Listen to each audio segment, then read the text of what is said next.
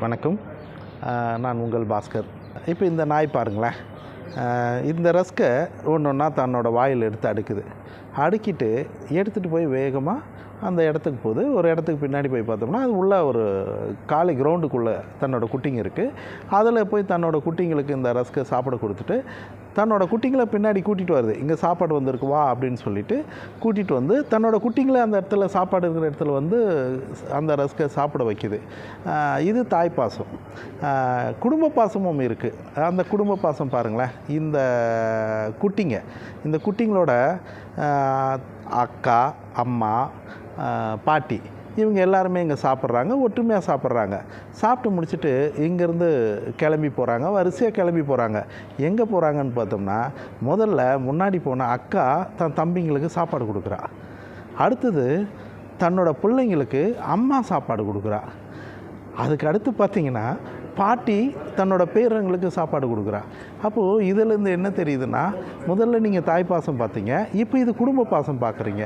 அப்போது அவங்களும் விலங்குகளும் தாய்ப்பாசத்தோடு வாழ்கிறாங்க, குடும்ப பாசத்தோடு வர்றாங்க. அவங்களுக்கு எல்லாமே இருக்குது. நம்மளை மாதிரி குடும்ப அமைப்பு அவங்களுக்கு இருக்குது.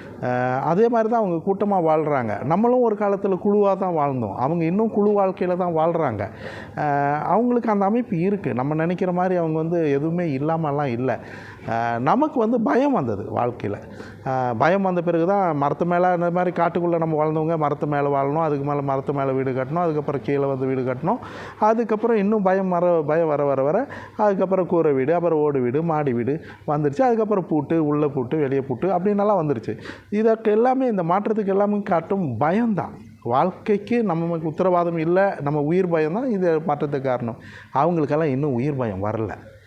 நிச்சயமாக அவங்களுக்கும் உயிர் பயம் வந்தால் தன்னை பாதுகாத்துக்கிறதுக்கு நம்ம சொல்கிற அந்த அறிவாளியாக மாறிடுவாங்க. அவங்க இன்னும் அந்த குடும்ப அமைப்பில் தான் இருக்காங்க, அந்த பாசத்தோடு தான் இருக்கிறாங்க. தாய் பாசம் நமக்கு இருக்கிற எல்லாமே அவங்களுக்கு இருக்குது. அந்த உணர்வை நம்ம புரிஞ்சுக்கணும். அவங்கள உதாசீனப்படுத்த வேண்டாம்.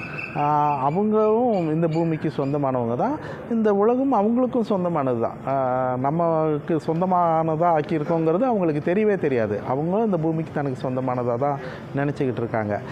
எப்பவும் வந்து நான் வந்து ராத்திரியில் தான் சாப்பாடு கொடுப்பேன். நான் ராத்திரியில் சாப்பாடு கொடுக்குறதுனால அவங்க காத்திருப்பாங்க, அவங்க பின்னாடி ஓடி வருவாங்க, வந்து அவங்க வந்து சாப்பிடுவாங்க, அதெல்லாம் சாப்பிடுவாங்க. ஆனால் திடீர்னு எதிர்பாராத விதமாக நான் பகலில் சாப்பாடு கொடுக்குறேன். அது நேரம், அது சம்மந்தம் இல்லாத ஒரு நேரத்தில் போய் அந்த ரஸ்க்கு கொடுக்குறேன். அந்த நேரத்தில் தான் குட்டிங்க இல்லைங்கிறதுக்காக வேண்டி தான் வாயில் எடுத்துகிட்டு போய் குட்டிங்களை கொடுத்து குட்டிங்களை கொண்டாந்து சாப்பிட வைக்கிதுன்னா அது எவ்வளோ தெளிவாக இருக்குது. தான் குட்டிங்களோட வயிற்று பசி அது உணர்ந்துருக்கு. அது கொடுக்கணும், தான் செய்யணும், தான் மட்டும் சாப்பிடுற பிள்ளைங்களும் சாப்பிட வைக்கணும்னு நினைக்கிது. இந்த பாசத்தை, இந்த உணர்வை நம்ம மதிக்கணும். அவங்க நம்மளில் ஒருத்தராக தான் வாழ்ந்துட்டுருக்காங்க. அவங்களுக்காக முடிஞ்ச உதவியை நீங்கள் செய்யுங்க. அவங்களுக்கு தான் நான் தொடர்ந்து ஒரு 200 பேருக்கு தினம் சாப்பாடு கொடுக்குறேன், அவங்களுக்கான மருத்துவ உதவி செய்கிறேன். இப்போ அவங்களுக்கு ஓரளவுக்கு நேரத்தோடு சாப்பாடு கொடுக்கணுங்கிறதுக்காக புதுசாக ஒரு வண்டியும் எடுத்திருக்கேன். இந்த மாதிரி தொடர் தேவைகள் நிறைய இருக்குது. உங்களால் முடிஞ்ச உதவியை செய்யுங்க. உங்களோட உதவியை நான் எதிர்பார்க்குறேன்.